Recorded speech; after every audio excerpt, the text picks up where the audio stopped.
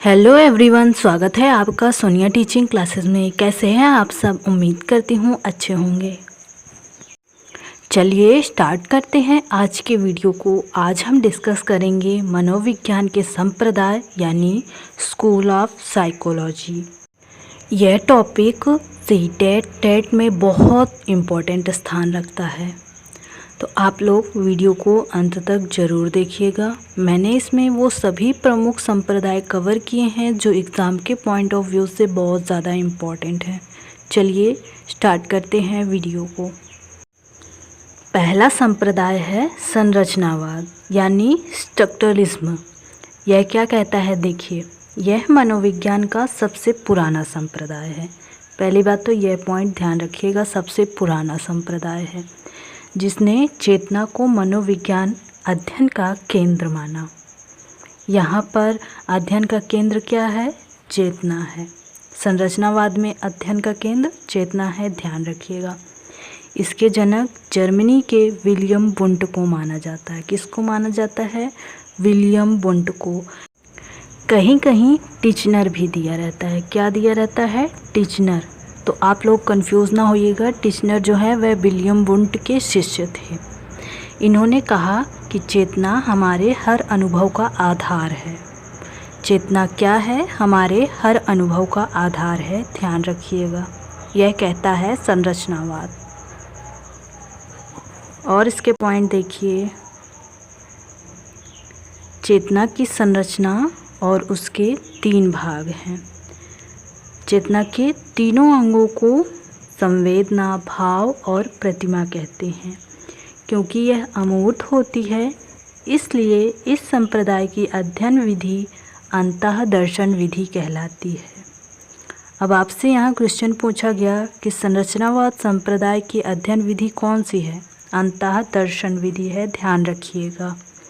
चेतना के कितने अंग माने गए हैं संरचनावाद में? 3 अंग। कौन कौन से? संवेदना, भाव, प्रतिमा। ध्यान रखिएगा। इसे एग्जाम्पल के माध्यम से समझिए। जैसे एक गुलाब का फूल है, समझ लीजिए। तो एक बालक ने इस फूल को देखा तो उसने क्या? संवेदना उसके अंदर आई।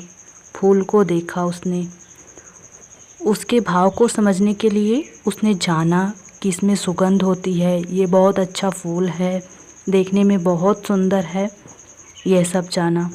फिर उसने उस फूल की यानी गुलाब के फूल की प्रतिमा अपने दिमाग में बना ली। तो यही चेतना के 3 अंग हैं, ध्यान रखिएगा। अब ये सब अमूर्त होता है, तो इसलिए इसमें अंतःदर्शन विधि का प्रयोग होता है। यह पॉइंट भी ध्यान रखिएगा। अब इसका एक मोस्ट इम्पॉर्टेंट पॉइंट है, देखिए नोट में क्या है। 1879 में विलियम वुंट ने जर्मनी के लिप्जिंग शहर में मनोविज्ञान की पहली प्रयोगशाला खोली। ये वाला पॉइंट बहुत ज़्यादा इम्पॉर्टेंट है, पूरा पॉइंट याद रखिएगा। 1879 ईस्वी में विलियम वुंट ने जर्मनी के लिप्जिंग शहर में मनोविज्ञान की पहली प्रयोगशाला खोली, ध्यान रखिएगा। अगला देखिए, अगला है प्रकार्यवाद, जिसे हम फंक्शनलिज्म भी कहते हैं। प्रकार्यवाद को संरचनावाद से ज़्यादा रूप में विकसित हुआ कह सकते हैं। जहाँ संरचनावाद ने चेतना के अंगों पर अपना ध्यान फोकस किया, वहीं प्रकार्यवाद में चेतना के कार्यों पर ध्यान दिया गया। संरचनावाद में क्या था? वहाँ चेतना के अंगों पर ध्यान दिया गया था। अंग कितने थे? 3, संवेदना, भाव और प्रतिमा। अब यहाँ पर क्या है? प्रकार्यवाद में चेतना के कार्यों पर ध्यान दिया गया है। अब आप इसे ध्यान कैसे रखेंगे? यहाँ से ये प्र हटा दीजिए तो कार्य है ना, तो प्रकार्यवाद में चेतना के कार्यों पर ध्यान दिया गया। जैसे हम एक समय में कितनी सारी चेतना कर सकते हैं? सोच से, अपनी सोच से कहाँ कहाँ तक पहुँच सकते हैं, तो वही यहाँ बताया गया है। प्रकार्यवाद के जनक विलियम जेम्स माने जाते हैं। साथ में जॉन डीवी का भी नाम आता है, ध्यान रखिएगा। अगला देखिए, विलियम जेम्स ने 1890 ईस्वी में कैम्ब्रिज शहर में मनोविज्ञान की दूसरी प्रयोगशाला खोली तथा मूल प्रवृत्ति शब्द का पहला प्रयोग किया। विलियम जेम्स ने 1890 ईस्वी में कैम्ब्रिज शहर में मनोविज्ञान की दूसरी प्रयोगशाला खोली और मूल प्रवृत्ति शब्द का पहला प्रयोग किया।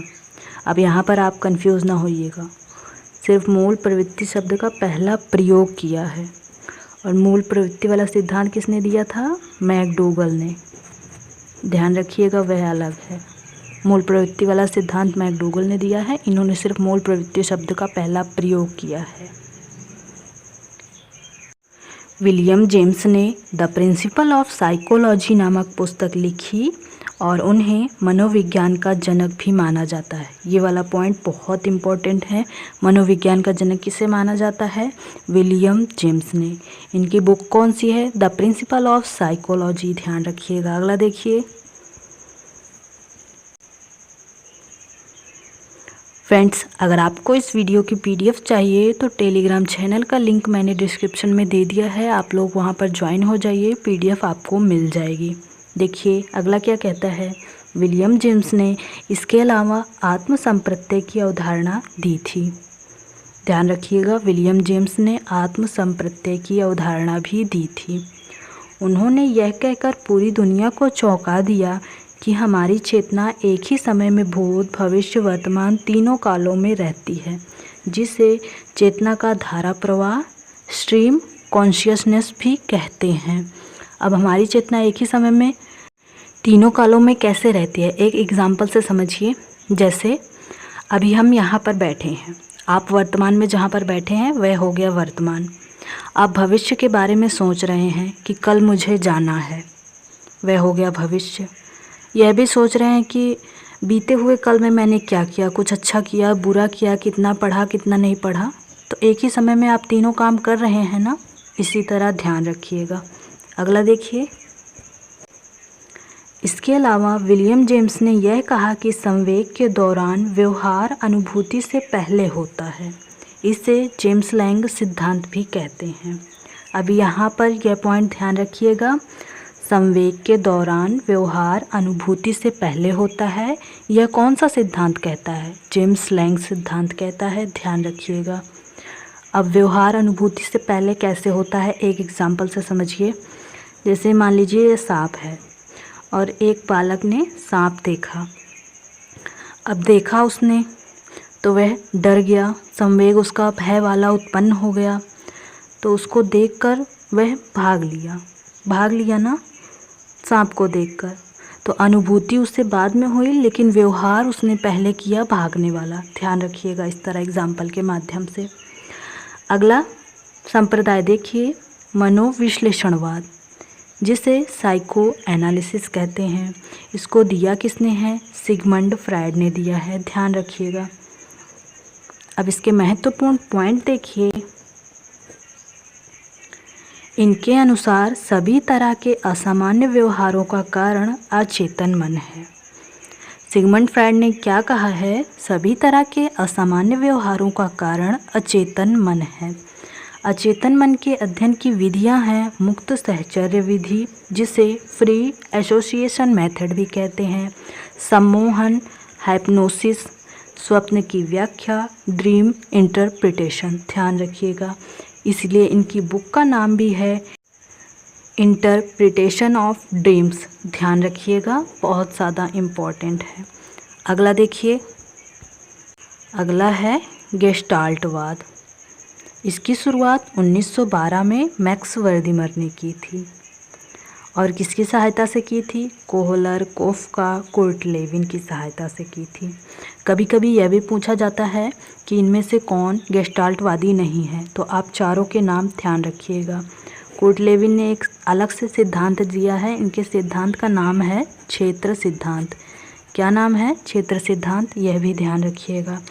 गेस्टाल्ट शब्द जर्मन भाषा का शब्द है, जिसका अर्थ होता है समग्र या संपूर्ण। ध्यान रखिएगा, ये बहुत इम्पॉर्टेंट है और 2-3 बार ये यूपी टेट में पूछा गया है। ध्यान रखिएगा। अगला देखिए, अगला है संज्ञानवाद, जिसे कॉग्निटिव कहते हैं। संज्ञानवाद का अर्थ देखिए, मानसिक क्रियाओं का अध्ययन संज्ञानवाद कहलाता है। जैसे आप किस प्रकार सोचते हैं, समझते हैं, याद करते हैं या समस्या का समाधान करते हैं, यही है संज्ञानवाद। संज्ञानवाद में मस्तिष्क को कंप्यूटर के समान माना है। संज्ञानवाद में मस्तिष्क को कंप्यूटर के समान माना है, यानी मस्तिष्क ऐसा यंत्र है जिसके पास सभी समस्याओं का समाधान है। ध्यान रखिएगा।